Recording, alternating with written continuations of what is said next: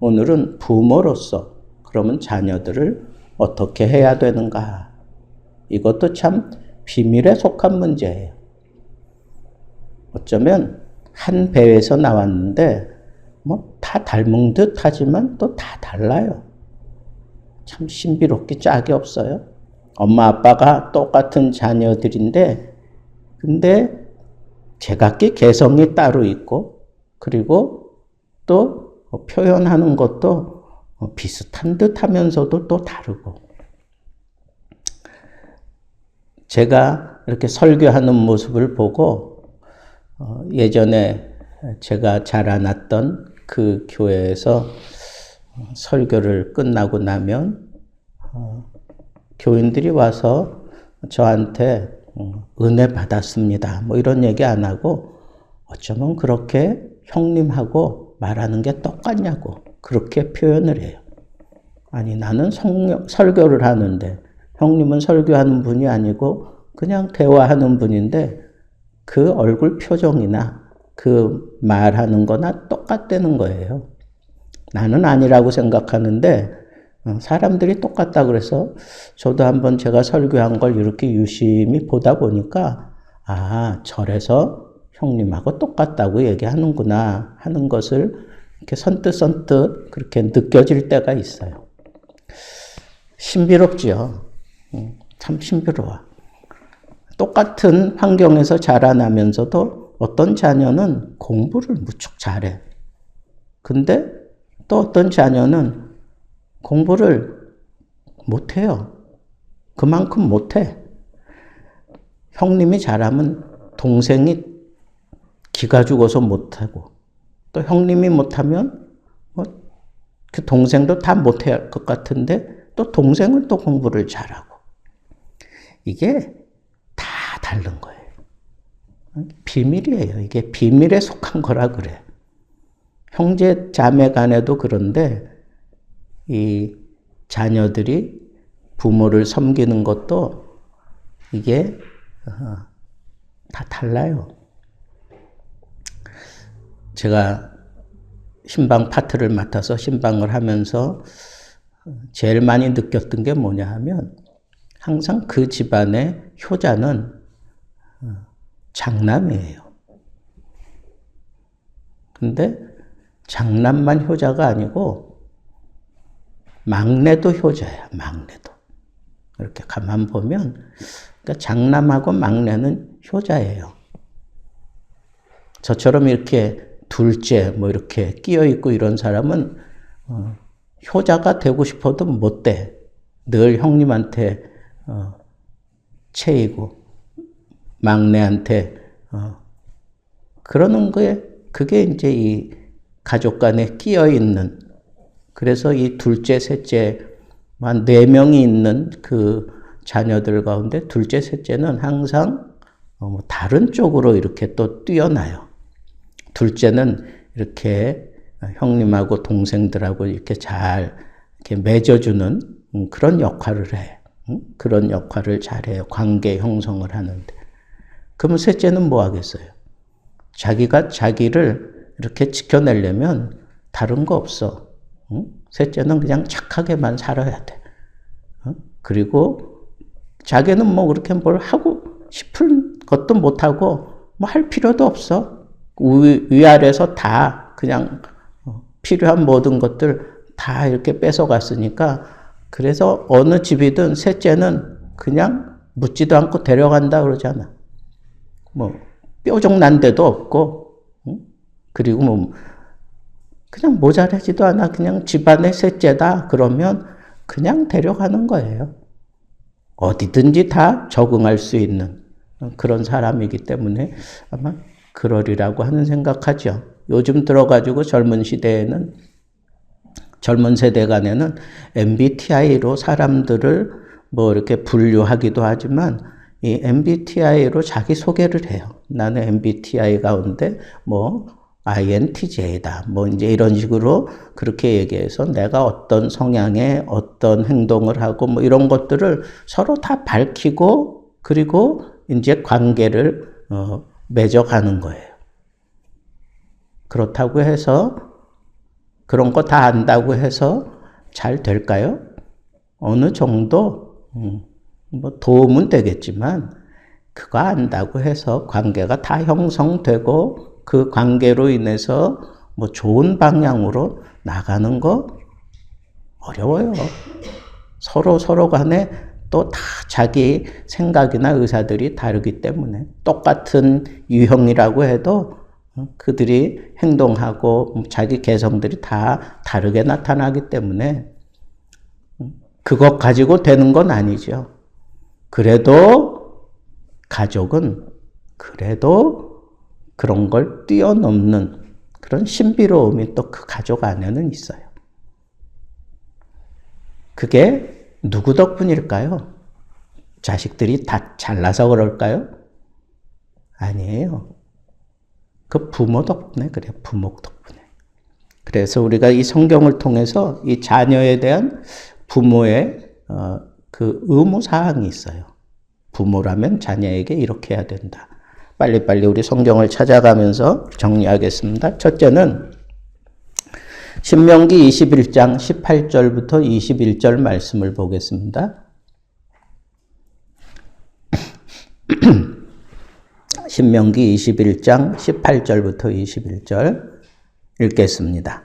사람에게 완악하고 패역한 아들이 있어 그의 아버지의 말이나 그 어머니의 말을 순종하지 아니하고 부모가 징계하여도 순종하지 아니하거든 그의 부모가 그를 끌고 성문에 이르러 그 성읍 장로들에게 나아가서 그 성읍 장로들에게 말하기를 우리의 이 자식은 완악하고 패역하여 우리 말을 듣지 아니하고 방탕하며 술에 잠긴 자라 하면 그 성읍의 모든 사람들이 그를 돌로 쳐 죽일지니 이같이 내가 너희 중에서 악을 제하라. 그리하면 온 이스라엘이 듣고 두려워하리라. 부모의 첫 번째 의무는 자식들의 잘못을 교정해 주어야 되는 거예요. 자식이라면 그게 갓난아이든 아니면 뭐 미취학 아동이든 충분히 뭐 자기 의사 표현을 할 수 있는 그런 초등학교나 중고등학교, 뭐 대학교 다 자식이지. 60이 된 아들이 나갈 때 80대 부모가 길 조심하라고 그렇게 얘기하잖아요. 부모예요, 부모. 부모는 그 자식들에게 언제나 이렇게 잘못된 것을 교정해 주어야 되는 책임이 있어요. 자라나면서 자기 의사들이 강하고 뭐 다 자기 잘난 맛에 또 이렇게 그렇게 하잖아, 자식들이. 근데 우리가 죽을 때까지 부모로서 자식이 잘못 간다. 그러면 불러다 놓고 따끔하게 너 그래서는 안 돼. 이렇게 얘기할 수 있는 부모가 돼야 된다는 거예요. 그걸 제대로 못하면 그런 관계가 제대로 딱 정리가 되지 않으면 여기 보니까 아주 최악의 그런 상황이 벌어지잖아. 그 성읍 사람들이 다 돌로 쳐 죽여라. 여러분, 그 자식이 그렇게 돌에 맞아 죽는 것은 부모 책임이에요, 사실은. 부모가 제대로 못해서 그런 거야. 둘째로, 본을 보여라 그랬어요. 열왕기하 15장 3절, 34절, 뭐 똑같은 말씀인데 3절만 보겠습니다. 열왕기하 15장 3절. 빨리 찾으세요.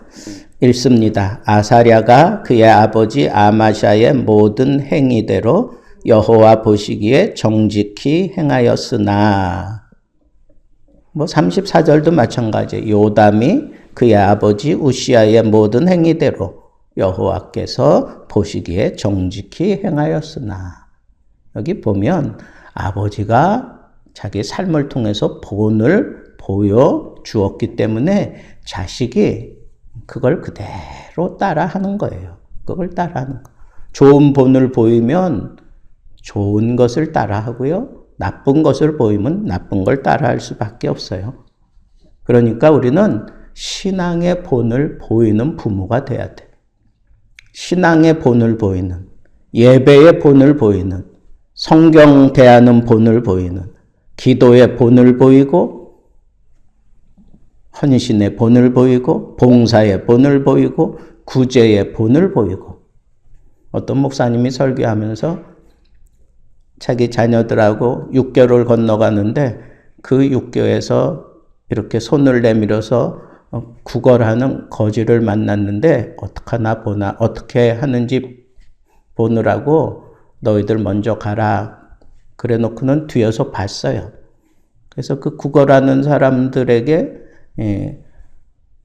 이 자식들이 그냥 지나가는데 목사님이 불렀어요. 이리 오너라. 그리고는 너희들 주머니에 있는 돈을 꺼내서 여기 바구니에 돈을 넣고 가거라. 그래서 그걸 넣고 그리고 난 다음에 가면서 목사님이 그런 얘기를 하셨대. 너희들이 살아가는 동안 평생 거지가 손을 내밀면 주머니에 있는 담은 얼마라도 꼭 주고 지나가라. 이게 성경의 교훈이다. 그렇게 가르쳤다는 거예요. 본을 보이는 거예요. 본을. 자식들이 못할 때에는 그걸 보여주는 거예요. 셋째로 마태복음 7장 9절부터 11절 말씀 보겠습니다. 마태복음 7장 9절부터 11절 읽습니다. 너희 중에 누가 아들이 떡을 달라 하는데 돌을 주며 생선을 달라 하는데 뱀을 줄 사람이 있겠느냐? 너희가 악한 자라도 좋은 것으로 자식에게 줄 알거든 하물며 하늘에 계신 너희 아버지께서 구하는 자에게 좋은 것으로 주시지 않겠느냐? 악한 자라도, 다시 얘기하면 악한 부모라도 좋은 것으로 자식에게 줄 알거든. 여러분, 부모는 자식에게 공급해 줘야 되는 책임이 있어. 공급해 줘야 되는 책임이 있어. 고린도후서 12장 14절에는 이런 말씀도 있어요. 너희에게 폐를 끼치지 아니하리라. 내가 구하는 것은 너희의 재물이 아니요 오직 너희니라. 어린 아이가 부모를 위하여 재물을 저축하는 것이 아니요 부모가 어린 아이를 위하여 하느니라. 이런 표현을 사도 바울이 했어요. 이렇게 부모를 위해서 저축해서 그 저축한 것을 자기를 위해서 쓰는 게 아니라 아이를 위해서 쓴다는 거예요. 그게 자연스러운 부모의 모습이라는 거예요. 그래서 우리는 나는 굶어도 자식들은 먹이려고 들잖아. 나는 허름한 옷을 입어도 자식들은 최고의 옷을 입히려고 들고. 그 마음을 자식들이 알아야 되는데 그걸 모르는 것 같아요. 네 번째를 봅시다. 누가복음 1장 76절부터 79절. 여기에 보면 부모의 특권 중에 특권은 축복하는 거예요. 축복하는 거. 1장 76절 79절 이 아이여 내가 지극히 높은 이의 선지자라 일컬음을 받고 주 앞에 앞서가서 그 길을 준비하여 주의 백성에게 그 죄사함으로 말미암는 구원을 알게 하리니 이는 우리 하나님의 긍휼로 인함이라.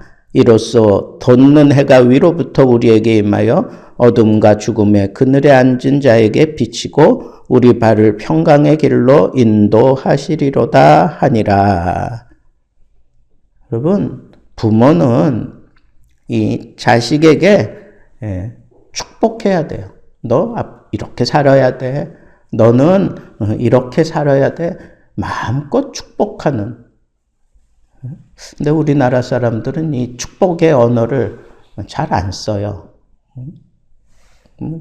아이를 귀엽다고 표현하는 것도 이 보리문둥이 같은 자식아 이런 표현을 하고 이상한 그런 표현을 하잖아요. 똥강아지야 이런 얘기를 하고 막 그런다고 자식을 부를 때.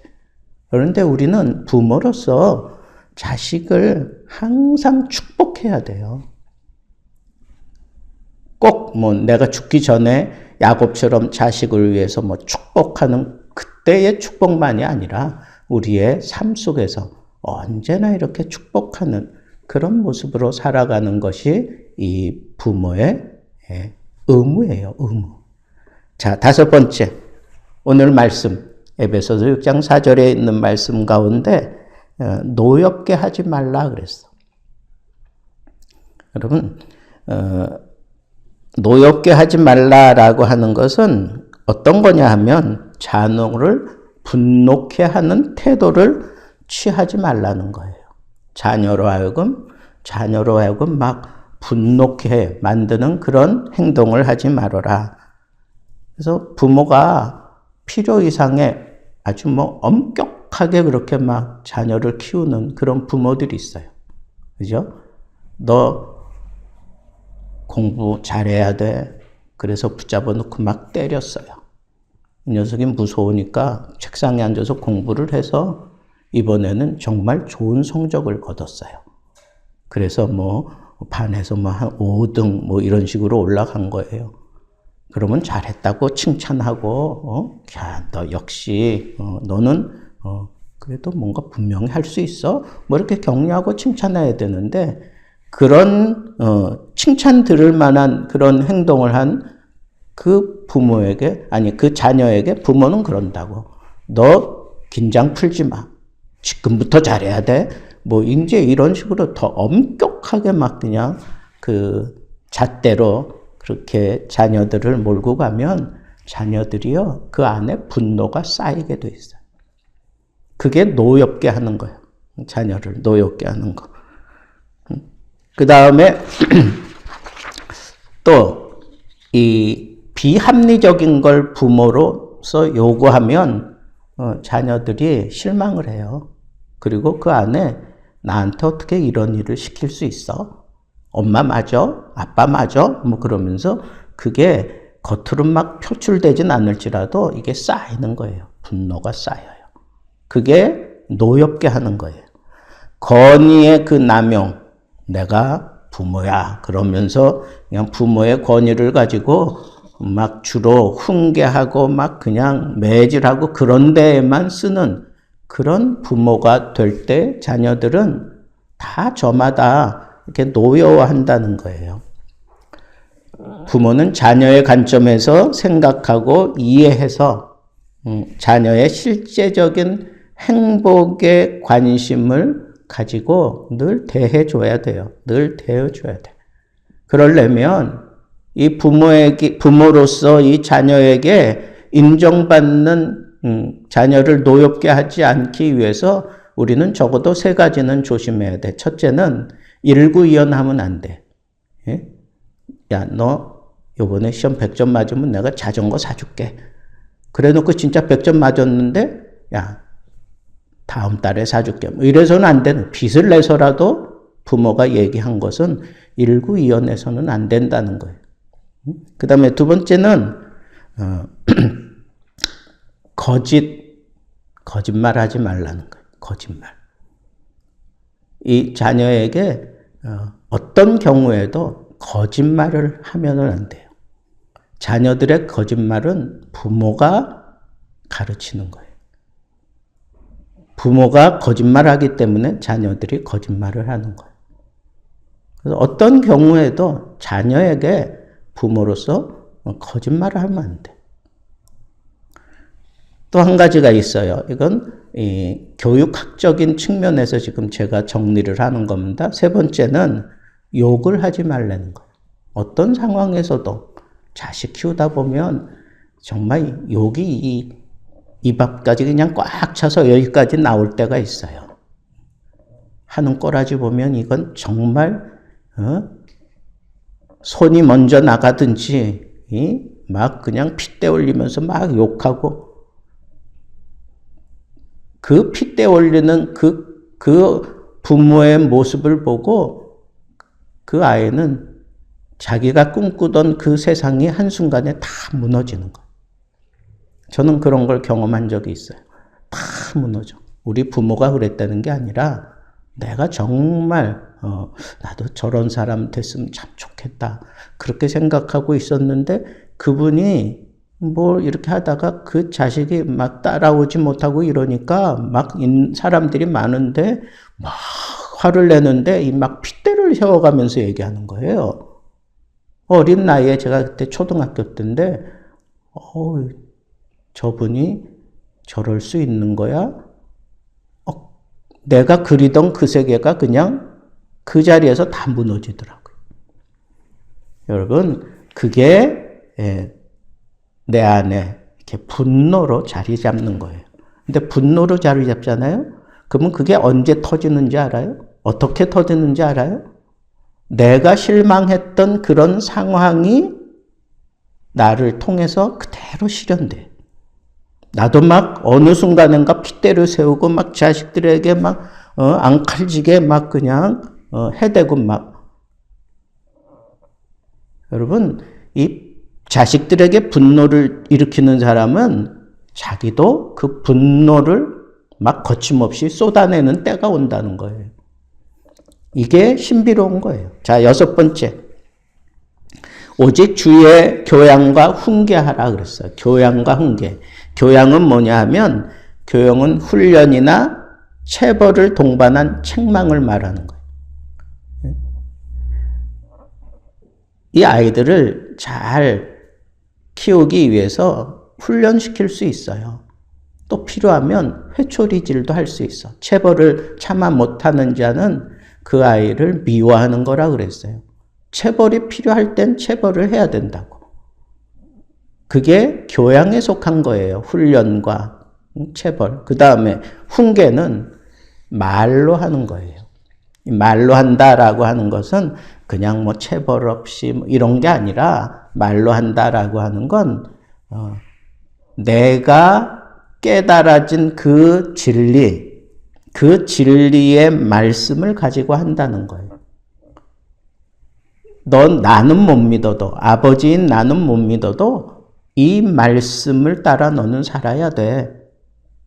그걸 어필시키는 거예요. 그래서 이스라엘 백성들은 아이가 태어나면 이 아이가 아주 수도 없이 자라나면서 듣는 게 뭐예요? 주 너희 하나님을 힘을 다하여, 목숨을 다하여, 성품을 다하여 사랑하라 하는 이 말씀. 이걸 쉐마라 그래요. 이걸 계속 들려주는 거야. 아이 그냥 품에 안을 때마다 들려준다고. 또 자라날 때마다 늘 하여튼 틈만 있으면 그걸. 왜? 나는 내 자녀를 24시간 책임질 수 없어. 그러나 이 말씀은 그 아이를 24시간 아니라 평생 책임져 줄 수 있어요. 그런 걸 훈계라 그렇게 얘기를 하는 거예요. 자, 7번째. 권면하고 위로해줘라 그랬어요. 권면하고 위로해준다. 데살로니가전서 2장 11절부터 12절에 이런 말씀이 있어요. 너희도 아는 바와 같이 우리가 너희 각 사람에게 아버지가 자기 자녀에게 하듯 권면하고 위로하고 경계하노니. 사도 바울이 이 데살로니가 교인들을 아버지 마음을 가지고 내가 이렇게 한다 그랬는데 거기 보니까 권면한다. 너희들 참 이렇게 힘들지만 그래도 해야 돼. 뭐 이런 식으로 권면하고 위로하는 거. 힘들었지. 그래도 조금만 더 참아봐. 그러면서 위로해 주는 거. 그 다음에 또 하나 거기 보니까 경계한다 그랬어요. 너 이렇게 하고 싶지? 그런데 그렇게 하면 안 돼. 이런 게 부모의 책임이라는 거예요. 그러니까 이런 부모의 책임을 잘하기 위해서는 내가 먼저 우리 주님의 아버지 되시는 그 하나님의 권면과 위로와 경계의 그런 말씀의 체험이 있는 사람이라면 이런 것들은 정말 잘할 수 있어. 영적인 탁월한 그런 깨우침이 있어야 이런 것들을 할 수 있는 거예요. 그냥 이거는 세상의 어떤 이치를 따라 배운 것만 가지고 되는 게 아니다라고 하는 것을 우리가 알아야 되고. 8번째, 디모데전서 3장 4절부터 15절에 보면 3장 4절부터 5절에 보면 이런 말씀이 있어요.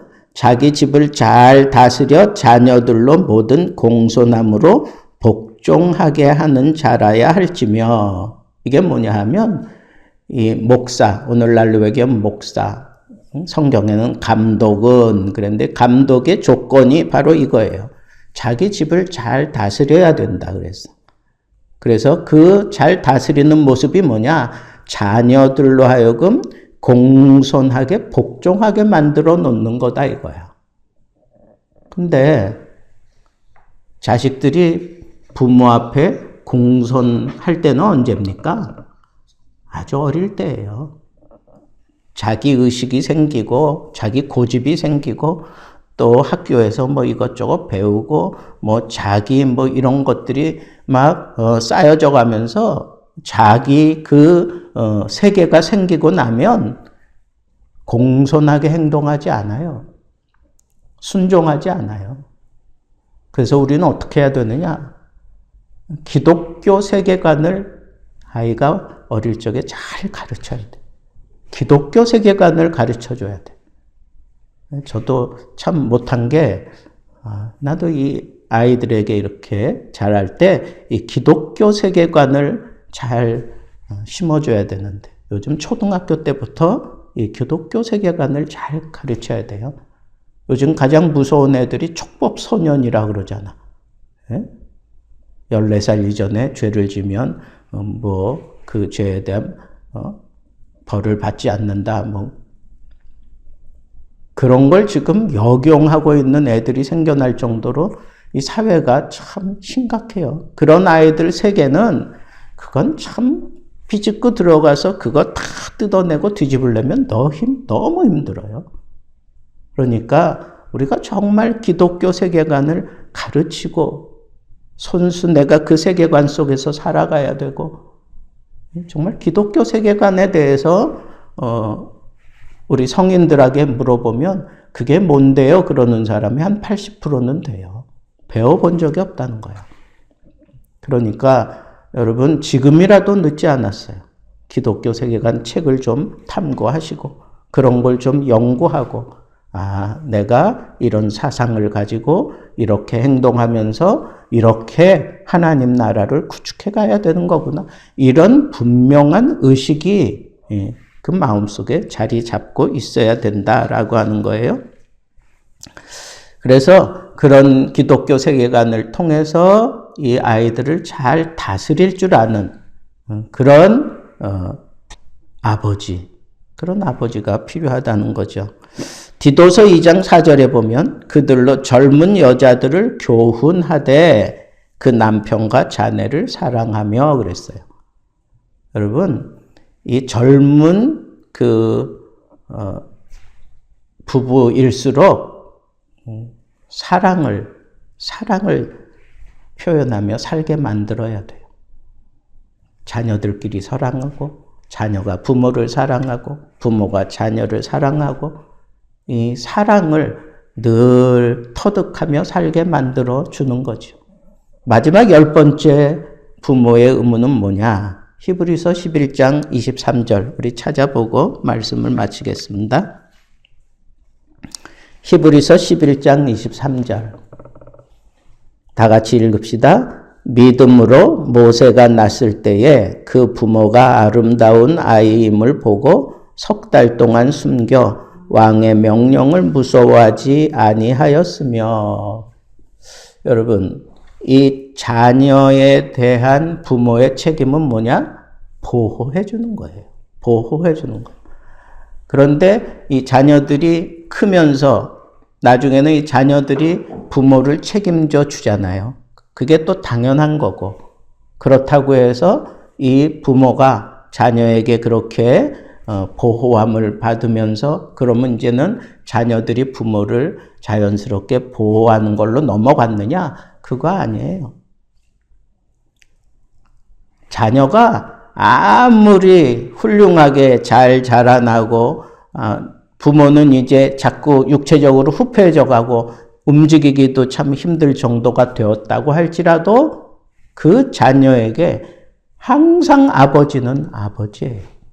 내가 용돈 드리면서 섬긴다고 할지라도 그 아버지가 나를 책임져 주는 거야. 병상에 누워있는 아버지가 나를 책임져 주는 거예요. 여러분, 부모님 돌아가시고 나니까 저는 지금도 어디 의지할 데가 사실은 없어. 자녀들이 많이 컸어요. 자녀들이 뭐 생일 때나 뭐 결혼 기념일 때나 뭐 이렇게 챙기고 막 이러는데, 그거 이제는 얘네들이 막 용돈도 주고 막 그럴 때, 아, 이 녀석들이 이제 나를 이제 책임지고 보호해 주는구나, 뭐 이런 생각 드느냐? 안 들어요. 자녀들은 이제부터는 내가 해야지. 요즘에 우리 아들은 제가 어디 밤에 어디 이렇게 운전하고 갈라치면 웬만하면 지가 다 하려고 들어. 자기가 다, 응? 운전 자기가 하려고, 응? 그렇게 해요. 고맙지? 응? 사실 나이 많아지니까 밤에 운전하는 게 참 힘들어요. 그걸 아니까 이제는 내 삶의 일정 부분 들어와서 자기가 그걸 하려고 드는 거예요. 그 녀석이 진짜 나를 보호하는 거지. 근데 그렇다고 진짜 아이가 부모를 보호하는 거냐? 아니에요.